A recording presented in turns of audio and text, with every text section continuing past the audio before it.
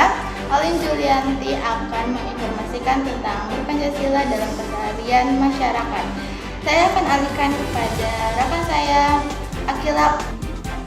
Perkenalkan, nama saya Akila Zahra. Di sini saya akan membawakan berita tentang contoh praktik berpancasila. Pancasila menjadi sistem nilai dalam kehidupan berbangsa dan bernegara, yang artinya sistem ini mengatur tiap tatanan hidup manusia, mulai dari kehidupan sosial, budaya politik, pendidikan, dan agama. Nilai-nilai dalam Pancasila merupakan bagian dari multikulturalisme atau keberagaman. Terdapat beberapa bentuk contoh praktik berpancasila yang dapat kita amalkan dalam keseharian sebagai berikut. Yang pertama, menjalankan ibadah sesuai agama masing-masing. Yang kedua, mengadakan penggalangan dana amal untuk korban banjir di daerah. Yang ketiga, melaksanakan gotong royong bersama warga di lingkungan di tempat tinggal. Yang keempat, sebagai anggota OSIS. Yang kelima, mengikuti kegiatan ekstrakurikuler. Lalu, butir-butir sila Pancasila. Nilai-nilai yang terkandung dalam sila-sila Pancasila adalah cita-cita dan harapan bagi bangsa Indonesia yang akan mewujudkan dalam kehidupannya. Pancasila juga menuntun bangsa Indonesia untuk mencapai kehidupan lahir dan batin yang semakin baik dalam masyarakat yang adil dan makmur. Pancasila memiliki nilai-nilai universal dan telah menjadi norma bagi kehidupan berbangsa dan bernegara di Indonesia. Menurut ketetapan MPR RI, terdapat 45 butir nilai-nilai Pancasila sebagai penuntun kehidupan berbagai bangsa dan bernegara. Lalu praktik mengamalkan nilai-nilai Pancasila dalam keseharian. Setiap nilai yang terkandung dalam sila Pancasila memiliki etika dan yang khas.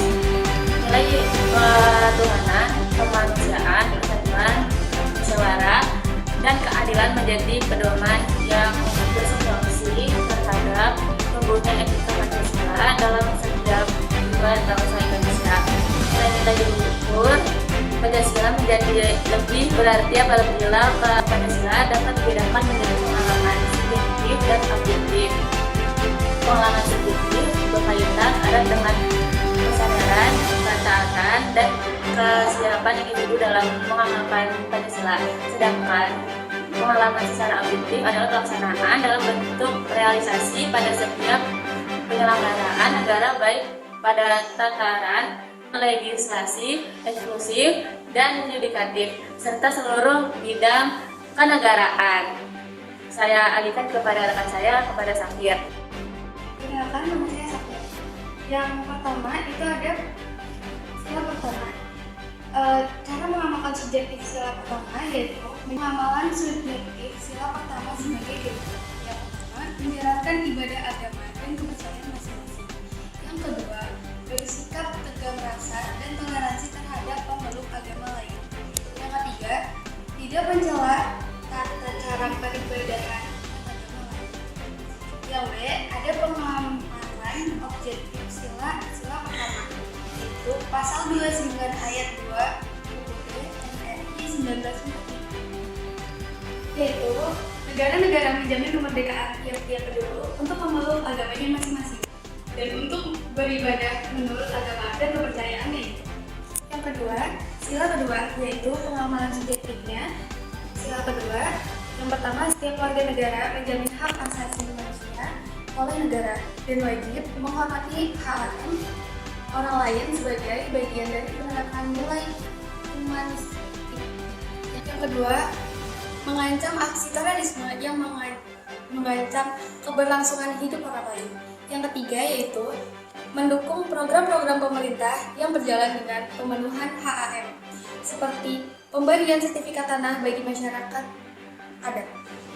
Lalu, untuk pengamalan objektifnya yaitu pasal 28 ayat 4 UUD NRI 1945, yaitu perlindungan, pemajuan, penegakan, dan pemenuhan hak aksi manusia adalah tanggung jawab negara, terutama pemerintah. ketiga yaitu pengamalan setiap warga negara Indonesia wajib membela negara dan cinta tanah air tanpa terkecuali. Yang kedua yaitu menghormati dan menjaga pusaka alat pemersatu bangsa seperti bendera merah putih dan Garuda Pancasila.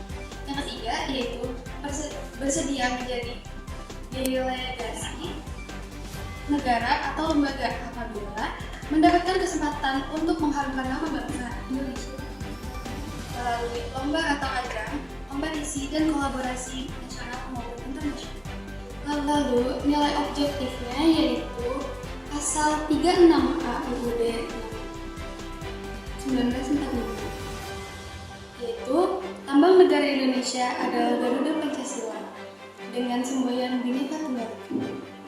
Yang keempat, cara pengamalan subjektifnya dengan cara mengikuti pemilihan umum apabila telah memenuhi syarat. Yang kedua, menghormati hasil pemilihan umum. Yang ketiga, memberikan kritik yang membangun tanpa merendahkan bangsa dan negara. Lalu, untuk pengamalan objektifnya itu pasal 19 ayat 1 UUD NRI 1945 yaitu anggota Dewan Perwakilan Rakyat dipilih melalui pemilihan umum. Yang terakhir, sila kelima yaitu pengamalan subjektifnya memanfaatkan program jaminan sosial dari pemerintah dengan sebaik-baiknya. Yang kedua, bersedia mengundurkan diri dari daftar penerimaan bantuan apabila telah tidak memenuhi syarat. Yang ketiga, mengawasi peruntukan atau distribusi bantuan dari pemerintah agar tidak salah sasaran. Cara objektifnya yaitu pasal 34 ayat 2 UUD 19 NRI yaitu negara mengembangkan sistem jaminan sosial bagi seluruh rakyat dan memberdayakan manusia lemah dan tidak mampu sesuai dengan martabat kemanusiaan. Terima kasih. Itu materi dari saya. Saya alihkan pada rekan saya Ali. Saya akan menjelaskan tentang refleksi tindakan dalam penerapan nilai Pancasila. Yang pertama itu ada perancangan dan pengerjaan portofolio. Dalam perancangan portofolio ada satu dari beberapa tema yang dapat dipilih. Tema-tema yang dapat dipilih atau yang dapat dieksplorasi sebagai berikut. Yang pertama ada disharmonisasi kehidupan beragama di Indonesia dan sikap atau tindakan yang akan dilakukan untuk memecahkan persoalan tersebut. Yang kedua ada sulitnya pemberantasan korupsi di Indonesia dan sikap atau tindakan yang akan dilakukan untuk memecahkan persoalan tersebut. Yang ketiga ada ancaman terorisme dan separatisme di Indonesia dan sikap atau tindakan yang akan dilakukan untuk memecahkan persoalan tersebut.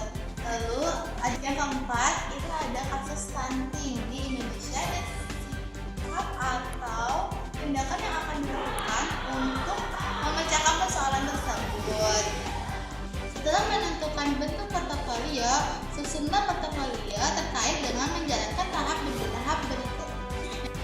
Yang pertama ada cantumkan identitas nama, kelas, atau nomor induk. Yang kedua ada paparan analisis Anda disertai dengan data dan dokumentasi pendukung. Yang ketiga ada lama pengerjaan portofolio ini adalah 1 semester. Jadi manfaatkan waktu sebaik-baiknya untuk mengeksplorasikan tema terkait dan menganalisis secara tajam dan komprehensif. Ada sajikan dengan menarik.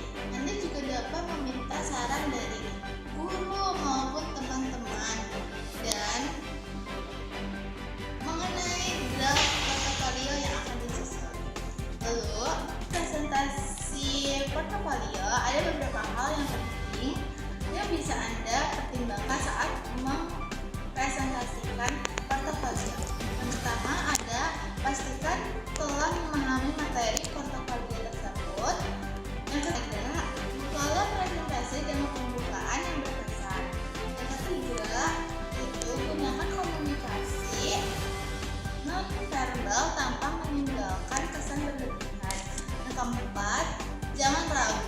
latihan secara berkala agar kemampuan presentasi semakin meningkat.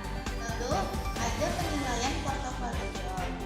Beberapa komponen penilaian yang bisa digunakan antara lain mata komponen tulisan menurut sub komponen kesalahan penulis, lalu struktur kalimat, ejaan, dan kesalahan ketik, lalu kelengkapan maupun berefleksi, kualitas isi, serta desain, layout, dan kerapihan.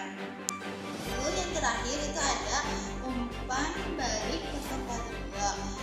Dalam mempresentasikan hasil karya, jangan ragu untuk meminta umpan balik pada guru dan teman-teman Anda. Melalui umpan balik akan banyak belajar tentang kemampuan presentasi, hasil portofolio, dan hal-hal esensial lainnya yang bersifat objektif.